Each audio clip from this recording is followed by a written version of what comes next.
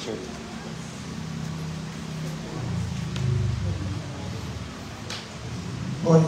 Okay. Nakahanda na po ang bawat isa?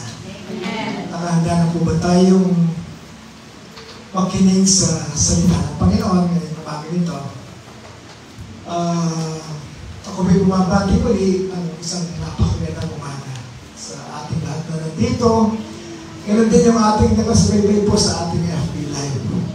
Magandang umaga po. And of course, good morning po sa ating Panginoon. Morning! Morning! Be a winner.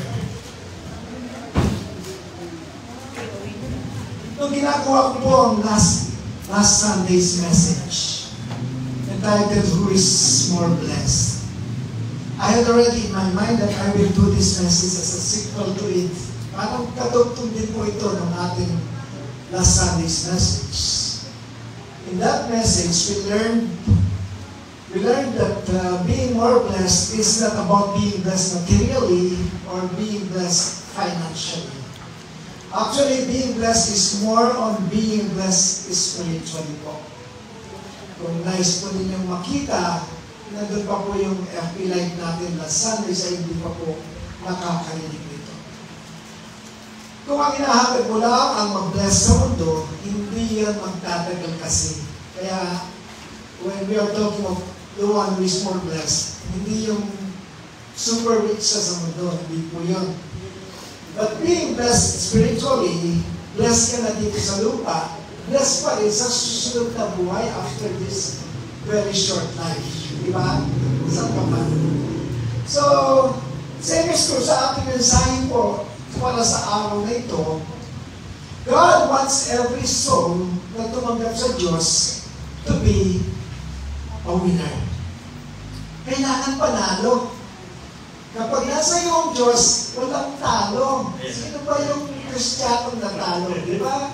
Kapag nasa puso mo ang Panginoon, kapag ang buhay mo ay pinangungunahan ng Diyos, walang talo. Always a winner. Tama po o tama? Tama. So, before we start the message, I would like to read to you Hebrews 1. Hebrews 4:12.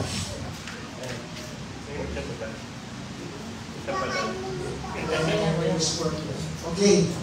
Ang sabi po sa Hebrews 4:12, For the word of God is alive and active, sharper than any double-edged sword.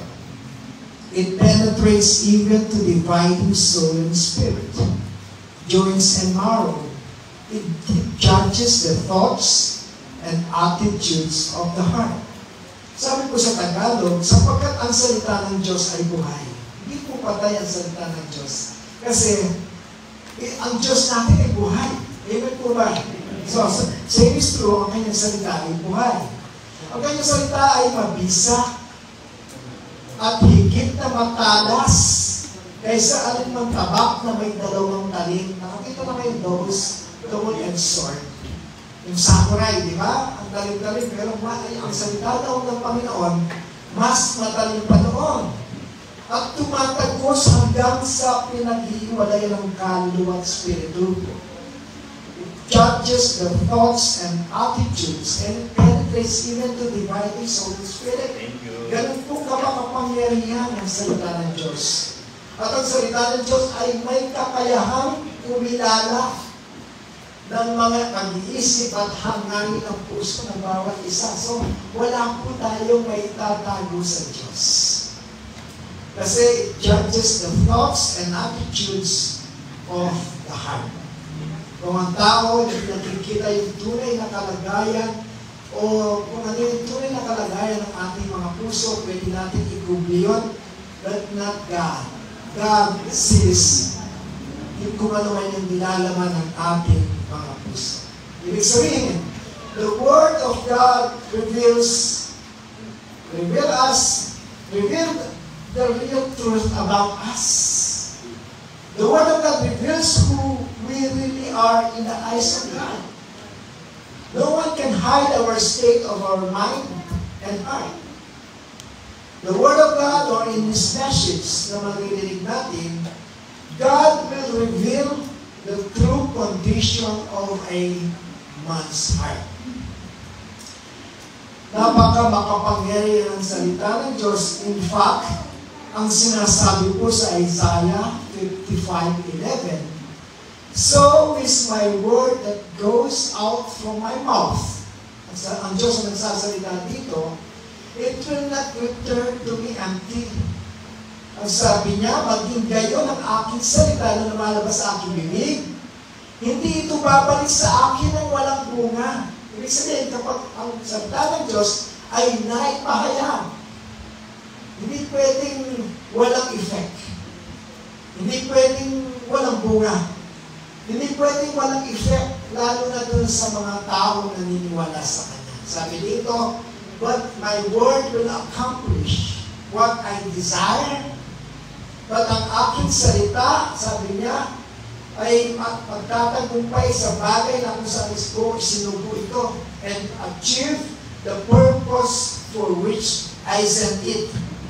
Kaya nga ito ang katunayan na lahat ng tumanggap sa Panginoon by the grace of God, hindi pwedeng walang pagbabago po. Kasi yung salita ng Diyos nakakapagpabago ng tao. Amen. Hindi lamang ito nagliligtas ng ating kaluluwa para pumunta ng langit. At the same time, ganun ka pa makapangyarihan ang salita ng Diyos kapag ipinahayag sa iyo, may pagbabagong pangyayari. Na kung minsan, tinitingnan natin ang ating mga sarili when we have not yet received the Lord God, the Lord Jesus as our Lord and Savior, ang hirap pagkuhin ng naturalesa. Ang hirap pagkuhin ng nakadisnan. Ang hirap pagkuhin ng nakalagihan. Nakakabit ka sa aking katawan. Ako minsan, hindi ba nagbabago yung asawa mo? Ba't hindi ba nagbabago yung kuya ko? Yung pinsan ko? Tingnan mo muna yung sarili, di ba? Marami din mga ugali na ating nakasanayan at nakalakihan na nandun pa rin eh. But when we met the Lord Jesus Christ, nung tinawag niya tayo at tayo ay pinagpahayagan ng kanyang makapangyarihang salita, wala nang imposible. Gaya ng ating tinawag kanina. Walang imposible sa Diyos. Amen po ba? Amen. So ito po, hindi pwedeng walang bunga. Sabi nga dito ni Lord, but the word that goes out from my mouth, it will not return to me empty. Di babalik sa kanya nang walang nangyari. But will accomplish what I desire and achieve the purpose for which I sent it. So, but the question is, mayroong question dito. Bakit ang iba sa tagal ng panahon na sila daw ay tumanggap na sa Diyos through Christ, pero hanggang ngayon walang pagbabago sa kanyang pamumuhay? Na kabaligtaran po ng sinabi sa Bible in the New Testament that if you are in Christ, all things are new. All things are God. Diba? We are new creation. Kabalik ka rin yun sa sinasabi dito na bakit ang tagal na wala ka pa rin pagbabago? The question is, kasi nalaman natin, di ba? Makapangyarihan sa salita ng Diyos. Pwede tayo baguhin. But the question is, tunay ba ang ating pagtanggap? Kasi when we receive the Lord Jesus as our Lord and Savior, He kills you eh. When we receive the Lord, we receive that seal. Yung puto na hindi nasisira, yan ang banal na spirito na tumitira sa ating puso. Kaya nga ba, when we receive the Lord Jesus, wala nang imposible kasi yan ang kikilos eh. Yan ang kikilos para sa iyo. Yung mga mahirap gawin, gagawin niya para sa iyo. So, dito, kapag sa matagal na panahon, walang pagbabago, baka ulitin mo yung iyong pagtanggap. Baka hindi tunay ang pagtanggap kasi ang pagtanggap sa ating Panginoong Jesus ay hindi lamang pagtanggap sa Kanya bilang ating sariling tagapagligtas. When we receive Lord Jesus Christ, we also receive Him as our Lord in life. As our King. Bakit hindi po kumpleto yung ating pagtanggap? Kaya hindi na isa sa katuparan yung sinabi niya dito na makapangyarihan ng salita na pwede kang baguhin anytime. So dito po, today, it will be, again, a very interesting topic and entitled, The Parable of the Sower. Ito po, matagal ko lang, I think, I shared this message nung nag-umpisa pa naman tayo. Marami, hindi nyo matandaan. I think 15 years ago, na-share ko na po ito. At, of course, nag-iiba. Kung titignan mo kung nandun pa yung mensahe noon, kung na-game natin, malaki yung pagkakaiba ngayon kasi nag-grow tayo spiritually. So, maraming dagdag, maraming bagong kaalaman din sa ating patuloy na pag-aaral. In this message, ipinapakita sa atin ng Panginoon that there is truth in what the Lord said in Matthew 22:14, that many are called, but few are chosen. Marami ang tinawag, pero kakaunti po ang pinili. Malalaman natin mamaya yan. Marami ang naghahangad na mapabilang sa mga anak ng Diyos, pero sad to say, kakaunti lamang po ang tumagal dito. Hanggang una lang. Hindi kasi pwede hanggang una lang. Kakaunti lamang ang mga naligtas. Kakaunti lamang ang nakitaan ng bunga ng tunay na pagkaligtas. Hindi lahat ay nakamit ang tagumpay. Not everyone, sad to say, became a winner. In Mark 4:1-3, hindi ko na po inano dyan. Dito nag-umpisa yung parable of the sower. Dito ay nagsimulang mangaral ang Panginoong Jesus. I think this is one of the first preaching na ginawa niya noon. Pero napakarami ng tao na balitaan nila si Kristo na maraming kamanghamanghang ginagawa. Pero this parable is the first of the 35 parables po na ipinahayag ni Kristo sa New Testament. So, number 1 parable dito. Dito nagsimula mga ng Panginoong Jesus at sila noon ay nasa tabing dagat at sabi ko na mga 5,000 po yung dumalo. At sila'y tinulungan niya ng maraming bagay sa pamamagitan ng mga talinhaga. At sa kanyang pagtuturo ay sinabi niya sa kanila, makinig kayo. Kapag sinabi ni Lord na, kasi not all that time po sinasabi ni Lord na listen. Okay? Kung isa nagsasalita na lamang siya. Pero when the Lord said, listen, makinig kayo, ibig sabihin, napakalaga nito. Ibig sabihin, do not just listen. Kailangan unawain mo. Then after that, isa pang buhay mo. Yun ang ibig sabihin ng pag sinabi ni Lord na makinig kayo. Ang isang maghasik, the sower in English, ibig sabihin, the farmer went out to sow his seed. Ang maghasik po, siya yung nagtatanim sa bukid. Di ba kapag nagtatanim yung mga farmer, hindi naman yung nagtatanim isa-isa ng buto ng gano'n. Hinahasik nila ng gano'n. Wala yung buto ng palay yan. Hinahasik nila sa lupa. So, a farmer went out to sow his seed. The sower or the farmer ay lumabas upang maghasik o magkalat ng binhi sa kanyang lupain. Ito ang gospel na kanyang kinakalat o itinatanim. Ito po nag-represent kay God, kay Jesus Christ. Siya po yung naghasik ito. So, even in our time, para makatanggap ng kaligtasan ang bawat tatanggap, all of us, tayo na kumakatawan kay Kristo Jesus, tayo ay naghahasik din ng binhi. In verse 4, ang sabi po sa verse 4, nag-umpisa tayo sa verse 4, ayun po, yung farmer. As he was scattering the seed, some seeds fell along the path. Ano yung path sa Tagalog? Yung pilapil. Diba? Wala na pang farmer sa atin. Diba?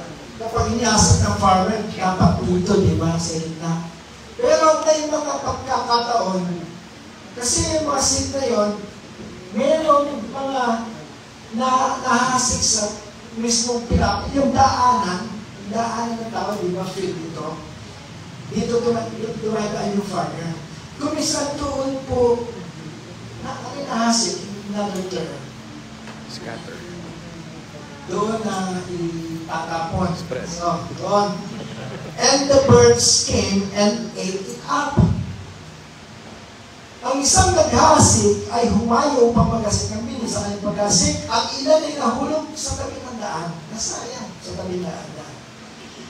Napagyapakan. Siyempre, dumadaan yung farmer, yung mga anak niya, o katulong niya, dumadaan doon.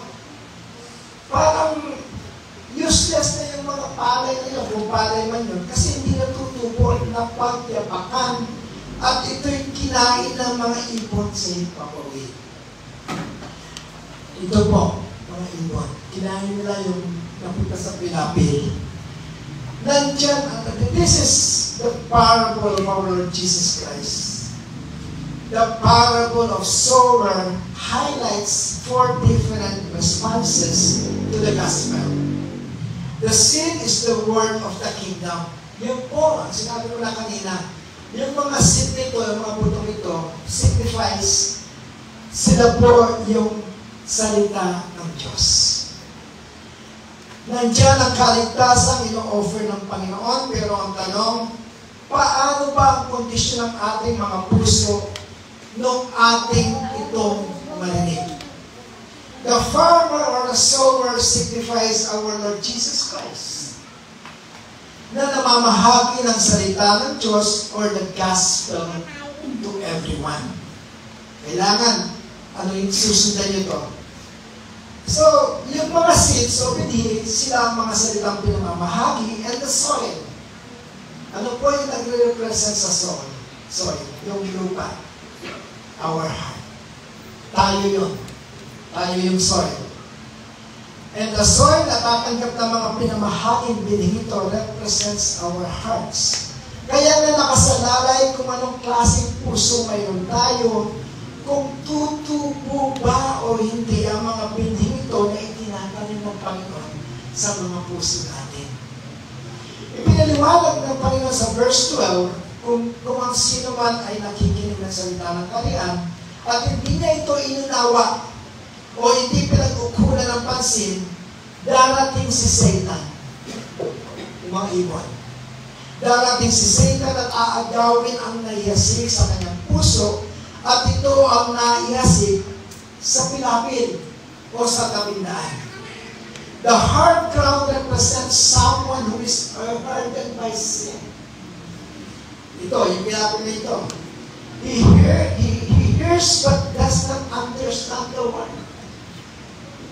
Kaya kaya natin, kapag atin napakinggan ang mga salitang ito, at ito hindi natin pinansin, at ito hindi natin inunawa, tayo ay mistulang parang mga pilapil na doon naitapon yung salita ng Diyos at ito ay inaapak-apakan lamang at ito kapag dakay kinain ng mga ibon, kinuha ng demonyo kasi na useless na. So, the hard ground represents someone who is hardened by sin. He hears but does not understand the word, and Satan, these birds, blocks the message away, keeping the heart down and preventing the word from making an impression. Sinyera mo ng gospel, di ba? Madalas nagsisilita ng gospel sa mga tao. Pero dead man lang sila. Or nang-attend man, hindi na bumalik. Narinig nila ang salita, pero maraming ayaw bitawan. So when you hear the word of God, mayroong pabibitawan sa iyo si Lord. So, narinig nila ang salita, pero maraming hindi pwedeng isurrender kay Lord. Lord, next time na lang. Yun ang mga salitang nakaunan sa pinapil. Naging useless po. Sometimes, when we hear the Word of God, our heart, we're very hard and callous. May kaya na ang puso na hindi na tumatalab kung ano man yung mga sinasabi ni Lord, kahit na makapangyarihan sa salita ni Lord. Dahil pa lang tayo kasi makapal na yung puso natin. Hindi na natin pwedeng i-absorb kung ano man ang sinasabi ni Lord. So dito, the hard ground by the way, or by the wayside, or the pathways, or pilapit, matigas na lupa, dinadaan-daanan, it prevents the seed from sprouting at all. Hindi na tutubo, hindi na, sprout sa Tagalog? Usbong. Hindi na usbong. Hindi kayamot. So, it prevents the seed from sprouting at all, and the seed becomes nothing more than bird food. Sayang. Sayang ang salita ng Diyos. The bird, as I said, represents Satan, pointing, so noong tined pa natin ang salita ng Diyos, madali na para sa Satanas ang kunin tayo. Nakita niyo yung consequence kapag dinenmas mo si Lord? Nagkakaroon ng freeway si Satan. Nagkakaroon ng path, nagkakaroon ng way para pasuhin ka. Kasi dinenmas mo na si Lord eh. Dalawa lamang po. Iwan mo si Lord, si Satan ang mag-welcome sa iyo. Kaya ganito po yung nangyari in Mark 4:4 na kapag ang salita ng Diyos ay hindi natin pinagkukunan ng pansin, so first time pa lamang natin itong narinig para itong mga seeds na natapon sa pinapil. So, the bird, paano magiging fruitful Christian? Paano magiging winner kapag tinangay na nagkaaway? Na maliwanag na po sa atin yung verse 1. Sa susunod na, apat ito. In verse 5, some fell on rocky places where it did not have much soil. It sprang up quickly because the soil was shallow. Ang iba naman nahulog sa batuhan. Di ba nag-aasik yung farmer, yung ibang mga buto sa pilapil, napunta. Yung iba naman napunta doon sa mga batuhan. Batuhan, di ba nakikita niyo mga batuhan? Meron po konti-konti mga lupa dyan. Tutubo yan. Tutubo, mabilis ang pagtubo niya. Ang meron na nahulog sa salo. At doon, kakaunti lamang ang lupa. Kaagad silang sumibol. O sumibol ngayon. Lamang hindi malalim ang lupa. Ang bilis tumubo. Ang bilis niya tumubo. May kabilis may kaamot. May nakita na kayo. Diba? So in verse 6, ang sabi po, but when the sun came up, siyempre kapag nandiyan na yung araw, ang tindi ng sikat ng araw, yung mga bato niya, pumalila. Mag-iinit yung mga bato. The plants were scorched. Scorched ba yun? Scorched. And they withered because they had no root. Nang sumikat ang araw, nainitan ito at dahil sa walang ugat, ito ay natuyo. Ito ang paliwanag ni Kristo sa verse 20. Actually, may nakakapaliwanag na pong parable dito. At ang nakakapaling explanation na iyon ay sinabi lamang niya nung nagsialisa ng mga tao. Nung mga disipulo na lamang, 12 disipulo na lamang ang nandun. Doon ipinaliwanag ni Kristo yung kahulugan ng mga ito. Kasi ang mga salitang kong ito ay para lamang, yung kalima na ganito, para lamang doon sa tunay na nagmamahal sa Diyos. Tunay na mayroong urge, mayroong silang hunger for Christ. So alam ni Kristo, kahit na ipaliwanag pa sa kanila yung ibig sabihin ng mga ito, pag uwi nila, mapapaniwala yung salita. God knows yung condition ng puso nila. Kaya ang mga kapaliliwag explanation ng aking pinapahayag tungkol sa mga talinagang ito, narinig lang ito ng mga disipulo, hindi po ng mga 5,000. So sabi sa verse 20, the stony ground pictures a man who professes delight with the word. Agad-agad. However, his heart is not changed. And when trouble arises, his so-called faith quickly disappears. Ito ang pagpapaliwanag ni Kristo sa Tagalog. Ang napahasik sa mga batuhan ay yung nakinig ng salita. Yan, nakinig ka ng salita. At agad mo tinanggap. Excited ka pa nga eh. Na-touch ka eh. Umiyak ka pa nga eh. Di ba? At ito, tinanggap mo ito na may kagalakan. Galak na galak ka. Gayon may hindi siya nagkaugat gaya ng halamang ito. Kundi sandali lamang tumatagal at kapag tumating ang kapighatian o pag-usig dahil sa salita ay kaagad siyang napipisan. Wala siyang, anong tawag doon? Foundation. Nainitan lang, nalanta at namatay. So, baka pagtawanan ako sa office. O yung Dapper Cats ko, di mo na ako mag-aakas Christians kapag Sunday na lang, kapag nasa Tuesday. Just remember what God said in Revelation, kapag ikaw ay either mainit or malamig, isang maligam na Kristiyano daw ay, ang sabi ni Kristo, I will spit you out of my mouth. Isusuka kita, hindi pwede yung malamig ka, o maligam ka, o mainit na maligam ka. So, akala ko kapag born again, mayayaman na ako. Up to now, mahirap pa rin. Ayoko na. Who says that? Who says na yayaman ka? Hindi po. So, when we receive the Lord, tingin natin sa kanya, Santa Claus eh. Di ba? Hindi po yun. Nonsense po yun. And we were not saved by mere emotions po. Dahil nakalaman ito. Ang bilis niya lumaki. Ang taba pa nga eh.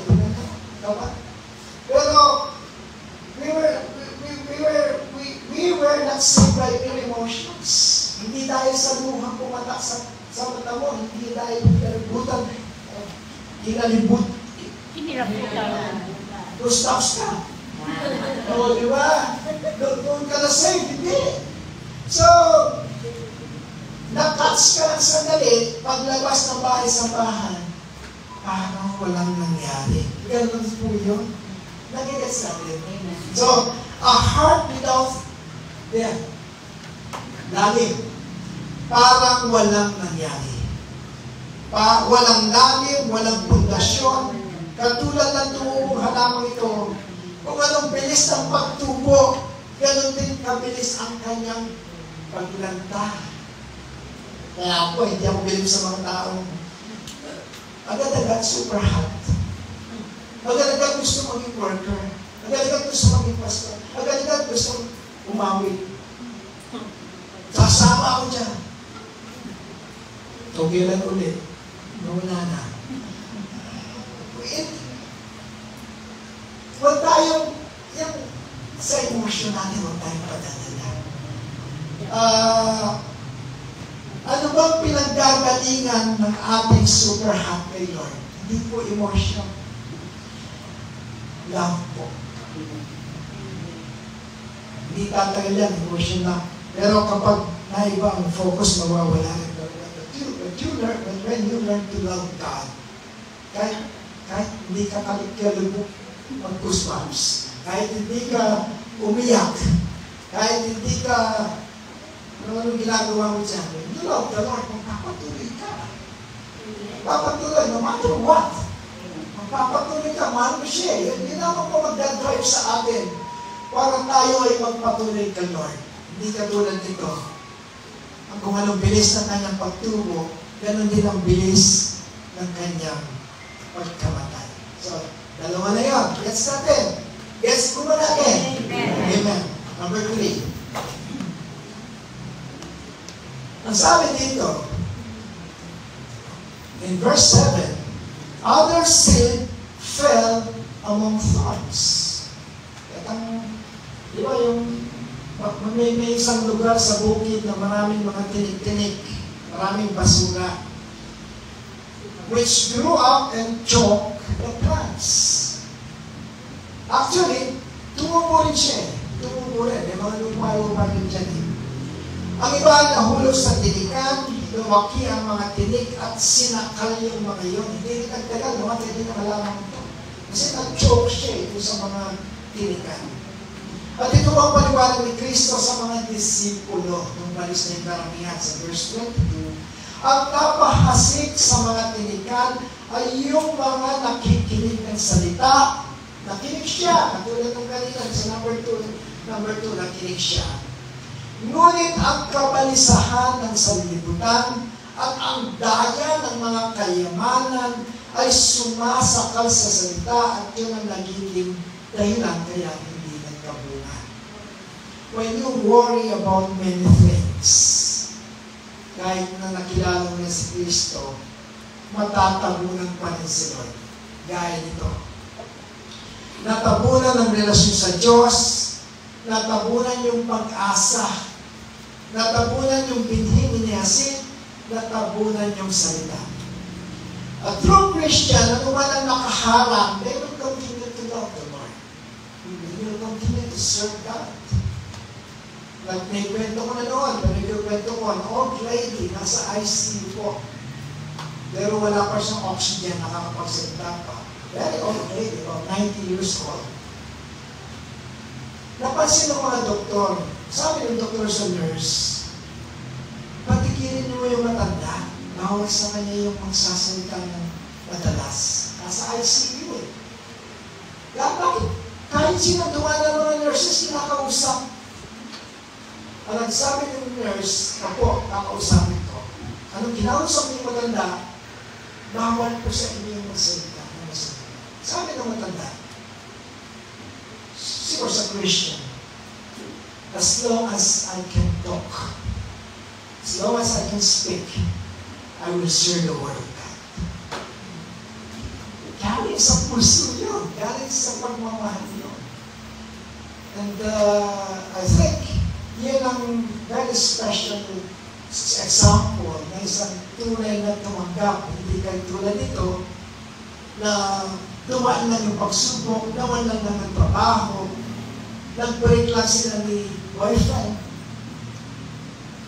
na-bankrupt yung business, taking na rin kayo. Diba? No matter what happens, kapag ang iyong pundasyon sa iyong pagiging isang Kristiyano ay malalim, hindi mo katulad nito, hindi ka affected.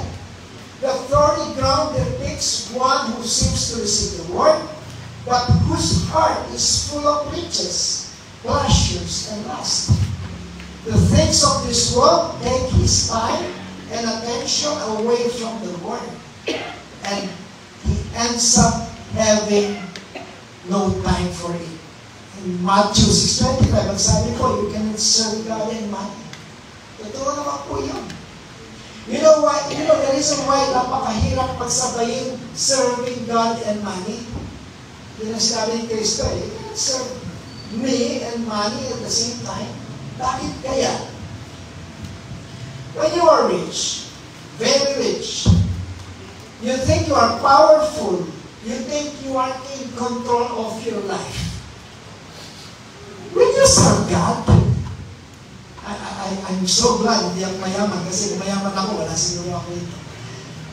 Will you still serve God? Will you still attend here? Ang kipot-kipot. Di ba? Will you still come here and suffer kung ano man yung pinagdadaanan natin? Of course not. Kasi, alam mo, mayaman ka. Alam mo, kaya magbilhin ang lahat. Alam mo, you are powerful. Kahit hindi ako mag-attend, God is in my heart. Sabi nila, di ba? God is my priority. Kahit hindi nakikita sa akin, pampanubang loob po yun. When you became unfruitful, hindi naging totoo po ang pagtanggap. Kasi, katulad nito, mabait po. Hindi na po. So, it only represents God. God is saying to us, na kapag ikaw ay nalanda, namatay, hindi ka magiging fruitful Christian. Magiging useless Christian. Wala pong gano'n kasi powerful yung tumira sa atin. You know, friends, wealth or money gives false sense of hope. Maraming namatay na mayaman. Di ba? During pandemic po, naalala ko lang, maraming mayayaman na hindi alam kung kinangalan ng pera. Minsan, di ba, nung COVID time, di ayaw ang tanggapin sa hospital kahit mayaman. Puno na. Di ba, in Portugal, the richest man in Portugal died. Richest na. Ilang mayaman tao sa Portugal. Alam niyo yung kinamatay? Walang mabiling oxygen. Walang available oxygen. So, yun nga, time will come, you will realize, wala nang magagawa ang pera. Example na yung COVID time. It will happen again. It will happen again. Thank you. So, sino daw lang kailangan natin? God. Hindi pera po. Si God lamang ang ating kailangan. Amen po ba yan? Amen. Do not put your hope in wealth because it will only give you false sense of hope. Wealth is uncertain po. Anytime pwedeng mawala. Anytime pwedeng mawiin ni Lord. Kapag tayo ay nakikita ni Lord na nagiging sugapa na tayo, nagiging Diyos na natin ang pera, natatakpan na si Lord sa pera, siya na yung pinakikinggan natin. Ganun na, pupunin ni Lord, babuwiin. Kaya wealth is uncertain. Huwag kang magdepende sa pera. Just put your hope in God. Amen. Amen. In Matthew 13:8, this is the last one. Still, other seed fell on good soil. This is the winner. Ito yung good soil. Where it produced a crop 160 or 30 times what was sown. Ang iba ay nahulog sa mabuting lupa. Di ba yung naunang tatlo, nahulog yung ibang mga buto, nahulog sa pilapil, yung ibang buto, nahulog sa mga stony places, yung ibang buto, nahulog sa mga thorny places. Pero ito, ang iba ay nahulog sa mabuting lupa. I hope everyone here, ganito po yung study ng puso natin. Mabuting lupa. At namunga. Ang iba ay 100, ang iba ay 60, ang iba ay 30. Ang mga pandinig ay makinig sa Diyos. Ito po ang paliwanag. Hinayaan ni Kristo na mag-isip yung mga 5,000 tao. Hindi po niya in-explain. Nung nawala sila, in-explain ang mga ito sa kanyang mga lagay. We are blessed here. Narinig natin yung paliwanag ni Kristo na nasa verse 23, ang sabi niya, ang napahasik naman sa mabuting lupa ay yung nakikinig ng salita at inuunawa ito. Like you and me today. Inuunawa mo ba? Para sa ito. See? Winner ka. Sabihin mo sa katabi, winner ka. May tama ka. May tama ka. So, napahasik sa mabuting lupa. Yun ang mga nakinig ng salita, hindi tinetma. Hindi siya affected kung problematic ako ngayon. Dami kong utang eh. Masakalan mo na yung mga salita ng Diyos. Hindi siya gano'n. Actually, tayo lahat dito may dala-dala tayo na pumunta dito eh. Magdala-tangan. Sorry, Brother Joel, ha? Pero sa isip Brother Joel, kapag sinabi ko, magdala-tangan eh. Magdala-tangan problema. Diba? Sino ba yung walang problema dito? Lumabas na. O, sige, walang lumabas. Pero no matter kung anong mabigat ng problema na yan, salita ng Diyos yun eh. Inuunawa ko yan. Yan ang magbibigay ng buhay sa akin eh. Yan ang magbibigay ng ganap na pagpapala sa akin. Hindi ko intended mo yan. So, sabi nga ni Kristo, ang mga ito ay namunga. Ang isa ay 100, ang iba ay 60, at ang iba ay 30. This fourth one accepts the word. Bukas puso. Isinapamuhay ng pag-uwi niya. Natutong manalangin, minahal ang Diyos, at minahal hindi lang yung pamilya niya, pati yung kanyang kapwa-tao. No matter what happens. No matter what's inside him or her. May bigatin o wala. Hindi na siya affected. Basta salita ng Diyos to, unawain ko to, isa sa buhay ko to. Yun po yung mga binhing na itapon doon sa mabuting lupa. The good soil, yung mga puso nyo. Good soil yan. Kasi inuunawa nyo ang salita ng Diyos na umaga ito. So, kaya nga namunga, di lang isa, namunga ng maraming nahikayat, maraming nahikayat no tumanggap din kay Lord, maraming nasyaran, at maging yung sarili niya, namunga ng pagbabago. Yun ang mga bunga na sinasabi ni Lord dito. Fruitfulness comes after faithfulness po. Yung wala na spirito, namunga, hindi naman tayo. When we see fruits, when we see yung mga bunga na lumalabas sa atin, ngayon hindi na tayo nagmumura, ngayon hindi na tayo pagsisinungaling na lang, di ba? Ngayon, umiiwas ako sa dating ginagawin ko, bunga ng Holy Spirit. It came from your faithfulness in God. Kasi nagkaroon ka ng talagang palataya. So, namunga yung Kristo na nasa puso mo. The good ground for praise, the good grounds for praise,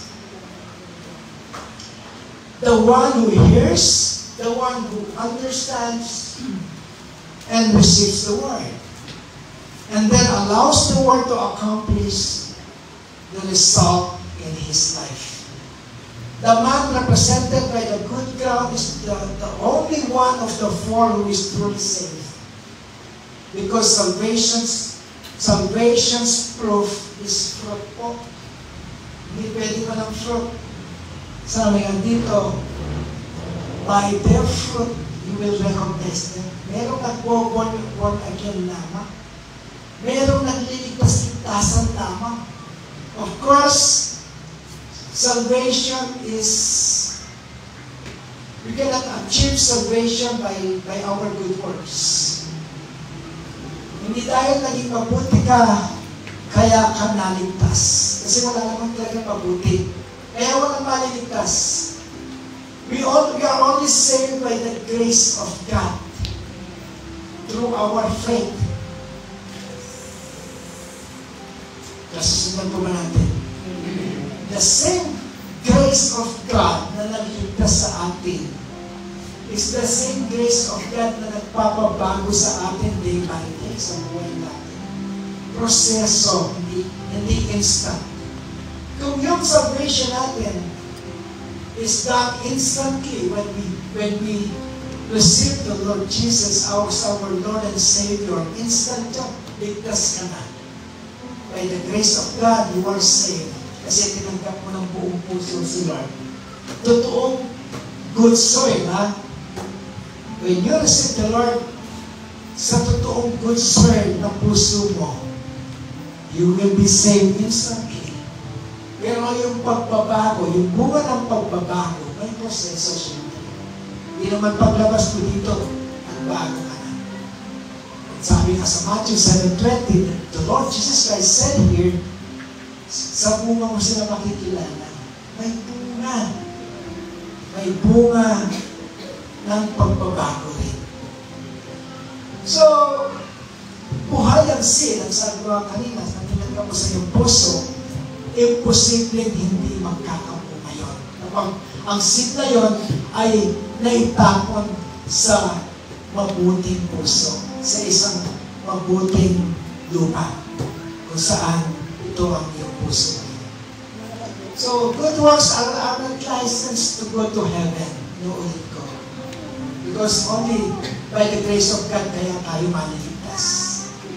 It is only by the finished work of Jesus 2,000 years ago. Kapag naniwala ka doon, you will be saved. Only by what the Lord Jesus did 2,000 years ago. Nung tayo ay, when He said it is finished, hindi siya nagbaktol. Kaya mag-boost. He was smiling. His heart was full of joy. Alam niyo bakit kahit nahirapan siya nakamayubay sa krus? Kasi nagawa na niya yung hindi natin kayang gawin. Nagawa na niya yung tubusin tayo sa ating pagkakasala. Nagawa na niya yung sana tayo yung pupunta ng impyerno na maghihirap doon. Siya na nga eh. Kaya nga ba, siya yung tumubos.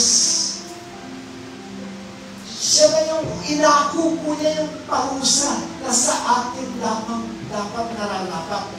Jesus Christ did not deserve the punishment. Because siya lang ang nabuhay sa mundo, hindi nagkasala. Tayo po deserve natin yung impyerno pero hindi na hinayaan. That is, doon niya pinakita yung ganap ng pag-ibig sa atin. So, sino yung maliligtas? Those who believe in Jesus. To those who will believe that Jesus Christ died on the cross for you and for me. Amen po ba? Amen. So, the parable of the sower reminds us to check the condition of our hearts. Nandiyan na yung blessing. Nandiyan na yung hope.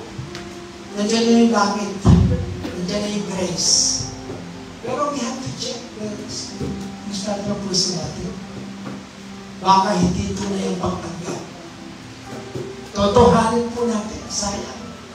Sayang yung 15 years natin pag gano'n. Kung mababaliwala lamang pagdating ng ating Panginoon. Ang sabi ng Panginoon, I never knew you. Of my sight. Diba?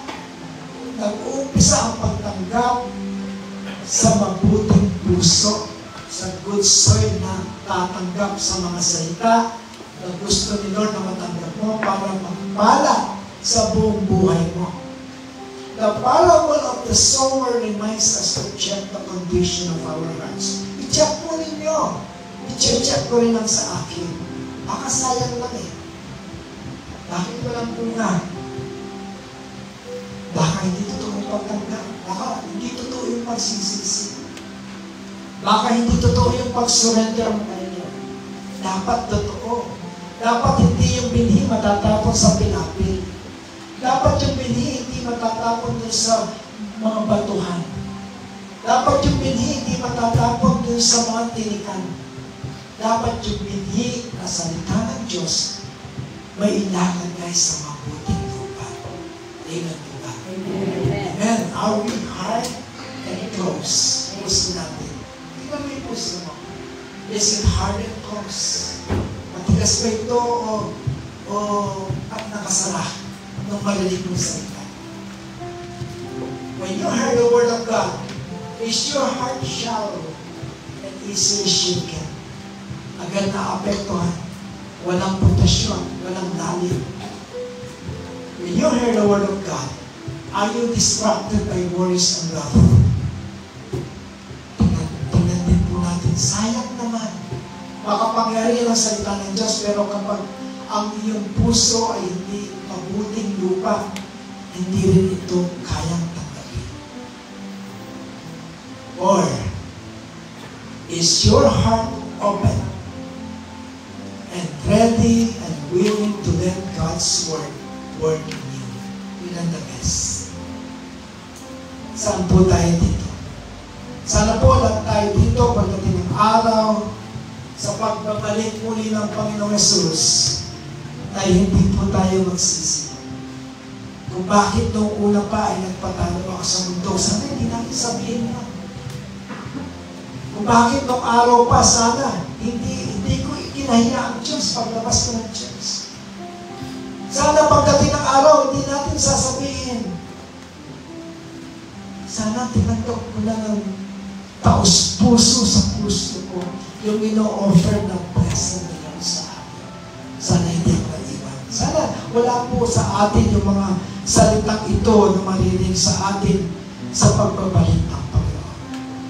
Sana po kapag dumating ang araw na yon, ito po ang marinig natin sa Panginoong Jesus na magsasabing, well done, and my good and my faithful servant.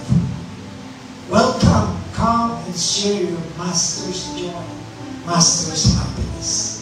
Sabi sa Tagalog,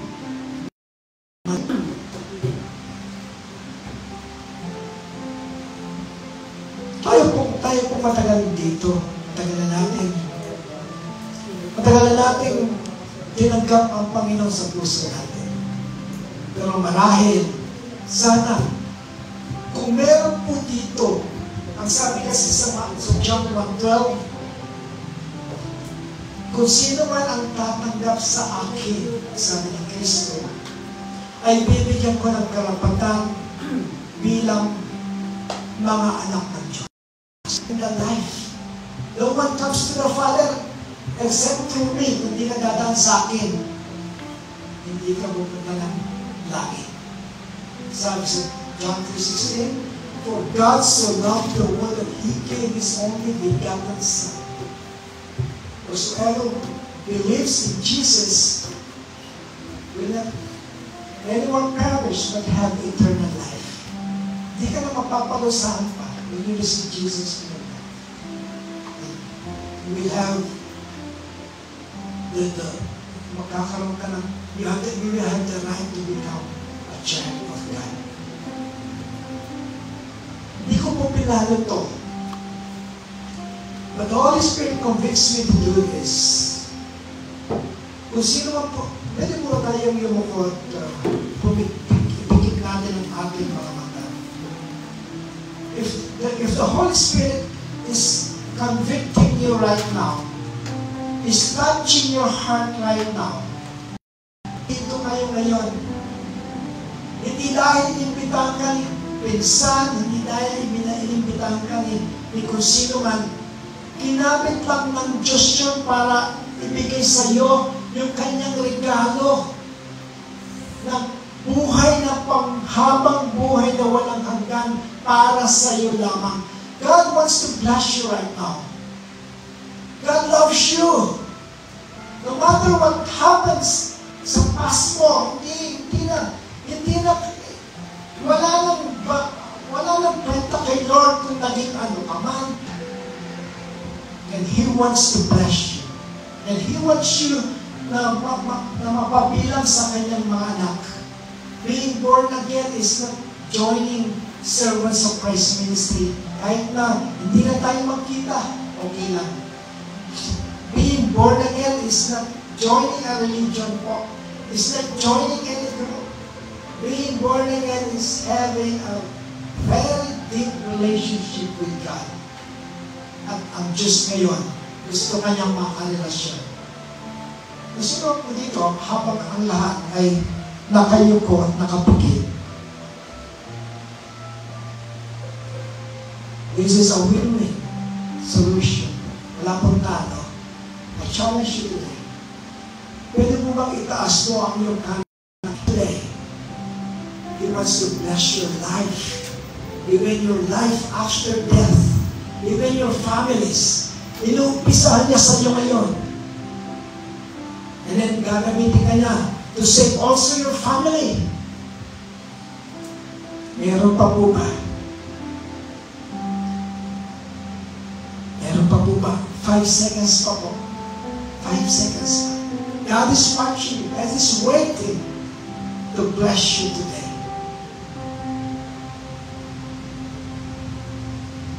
Pwede po kayo bang nagtas ng kamay, tumayo lang po dito na I will pray for you.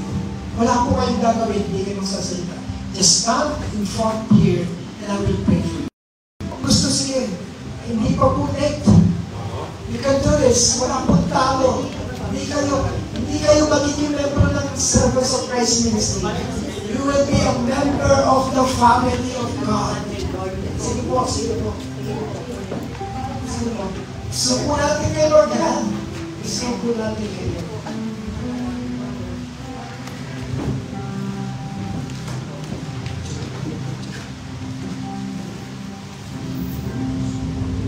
Okay, praise the Lord. Praise the Lord. Praise the Lord. Thank you for your choice today. This is the best choice po. Wala na po mas pang choice sa buhay mo yung pagpili mo yun. You've chosen Christ. You've chosen God today. Wala nang hindi pa. Actually, salvation is a gift. Libre po yan. Libre yung gift na ito. It is not a reward of what you did good in your life. God is saving you today as His gift for you because He loves you. Okay. Kayo po sumunod sa aking panalangin. Gusto niyo tahimik lamang o gusto niyo bumikas, okay lang. Panginoong Jesus, salamat sa araw na ito. Hindi ko po inaasahan ito. At hindi ko rin inaasahan na ganyan mo ako ganyan kakabait sa akin. Salamat po sa iyong pag-ibig. Salamat po in spite of my sins. Sa kabila lang ako'y nakagawa ng mga bagay na hindi mo nagustuhan. Sa mga bagay na mga kapalpakan sa buhay. I know I don't deserve this. But still, you want to receive me as one of your children. Panginoong Jesus, ngayong araw na ito, tinatanggap ko po kayo bilang aking sariling tagapagligtas at sariling Panginoon ng buhay ko. Salamat po sa pagpapapako mo sa krus at dahil do'y napatawad ang aking mga kasalanan. Salamat po sa pagtubos mo sa aking mga kasalanan na kung ako lamang, hindi ko po kayang iligtas ang aking sarili. Panginoon, patawarin mo po ako sa mga pagkakasalang aking nagawa. Huwag po nang ako'y nagkaisipang ganayon. At tulungan mo po ako, Diyos. Tulungan mo po ako na magawa ko pong baguhin ang mga bagay na hindi mo nagugustuhan sa buhay ko. By your Holy Spirit, wala pong imposible alam ko. Thank you, Lord. Maraming salamat at hindi ko po makakalimutan ang araw na ito. Yung araw na ibinigay mo iyong sarili sa akin, ipinadama mo na mahal mo ako, ipinadama mo na ako ay kinahabagan mo. Maraming salamat po. Panginoon, sa iyo po ang lahat ng papuri, lahat ng kapasalamatan. In the mighty name of our Lord Jesus Christ, and everybody will say amen. God bless you.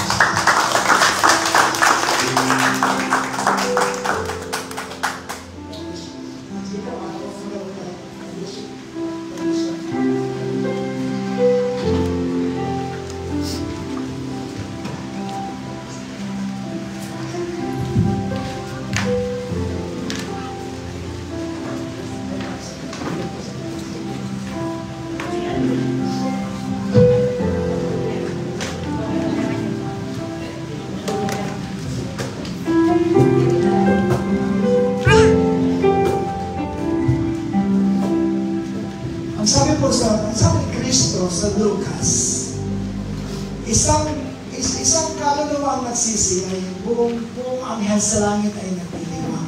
Hindi po, isa rin kanina. Ilan po sila? Mga 10. Hindi lang ang mga anghel sa langit at nagbubunyi. Tayo rin po. 11, okay. Praise the Lord. Tayo rin po dito nagbubunyi. Palampakan natin ang Panginoon.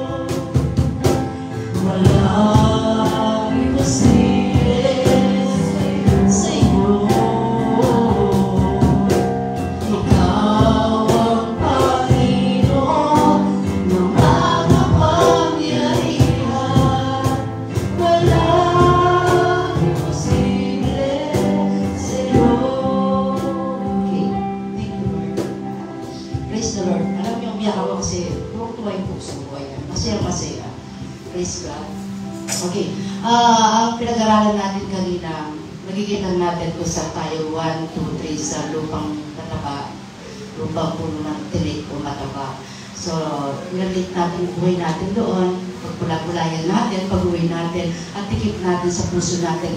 At mag-reflect sa inyo at magkain kaya kayo, mamusip yung Lord kaya kayo, kanayan nyo, tuno ka rin kayo, at ganun kayo, kaya ganun kayo mamahal ni Lord. So, being a winner o maging panalo, lagi naman po ito. Pwede siya maging victory in contest like games, competition, other form of contest. Pwede rin siya maging success in life sa kanilang mga career. Personal na buhay, iba pang pagsusumika. Pwede rin siya maging positive ng attitude. Being a winner ay madalas niyang nag-uugnay sa pagkakaroon ng positibo sa loobin.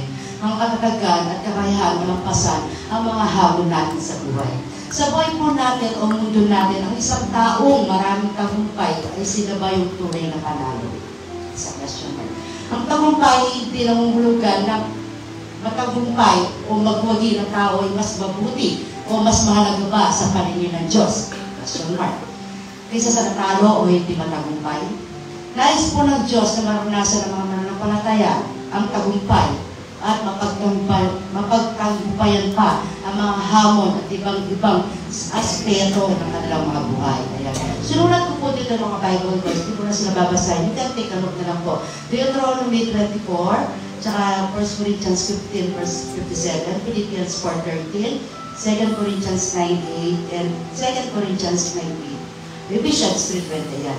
Spiritual victory, ayan, ay isang konsepto ng pagiging isang winner ay madalas na tumutukoy na mapagtunggupayan ng spiritual na pagbaka sa tukso at kapangyarihan ng tukso. Overcoming challenges.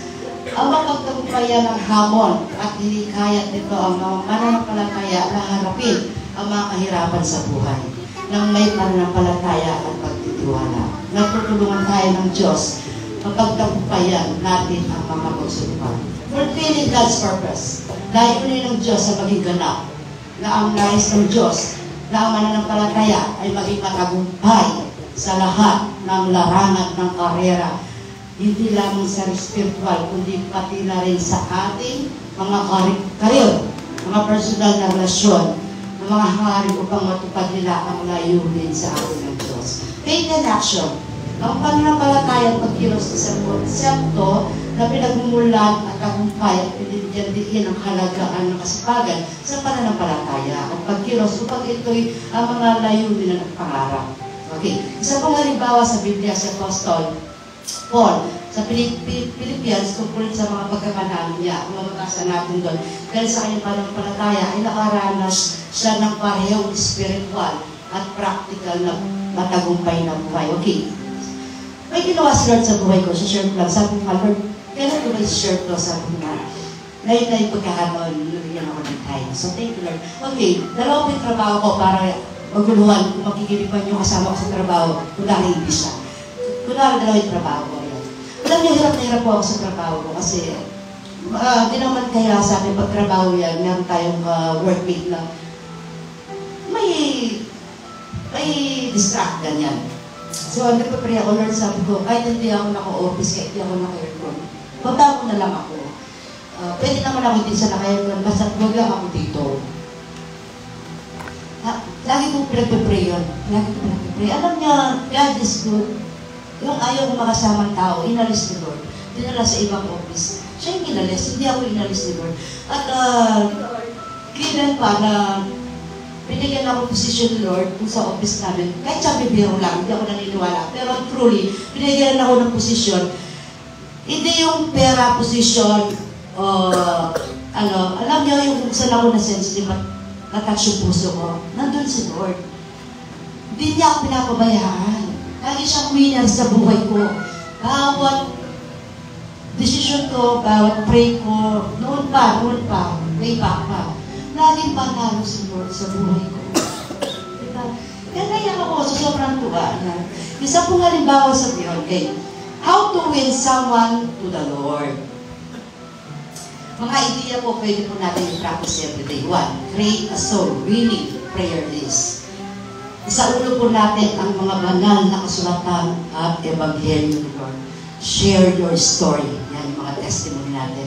Ipakita ang pag-ibig ng ating Panginoon. Magbigay o mag-share ng ebanghelyo sa iba saan ka man magpunta. Dali natin yan mga kapatid. Bring someone with you to a church service, specifically to hear the gospel, like Brother Agan, with Brother Dobson, Teglenda, na may dinala sila dito ng kaluluwa. So, praise the Lord, walang nasasayang. How can I win the heart of God? Pitong paraan upang maabot ang puso ng ating Panginoon. Confess our sins. Aminin po natin na hindi natin magagawa ang lahat. If sarili lang natin. Live in the reality of God's love. Paglinang o magtanim ng malalalim na tunay na relasyon sa ating Panginoon. Submit, surrender all to God. Batayan ang pananampalataya sa ating dakilang kapangyarihan. Pagpito, make the Bible center of our prayer life. Okay, and closing. Dahil mamahalin ng Panginoong Diyos ang lahat ng tao upang maligtas. Gusto ko po malaman ninyo ito. Mahal po kayo ng ating Panginoon, like Pastor said kanina.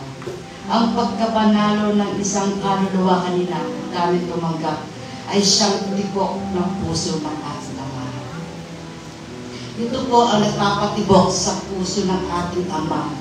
Ito po ang nasa isip at agenda niya today.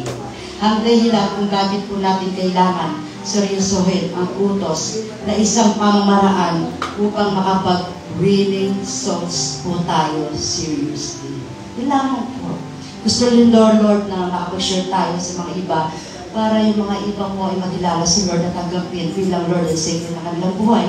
At isa rin po sila na makakaranas na dinadanas natin na may kapayapaan, marami man tayong problema.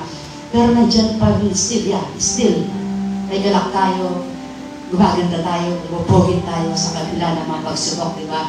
Kasi nandiyan si Lord, nagbibigay ng peace sa ating buhay. At alam niyo, pag naalala niyo naman ng mahal ka ni Lord, sa kabila ng makasalanan ka, Diyos ko, wala na rin kong pag-ibsyan pakiramdam. Kaya naiyak talaga ako. At saka bakit ako naiyak? Kasi love ni Lord yung pamilya mo.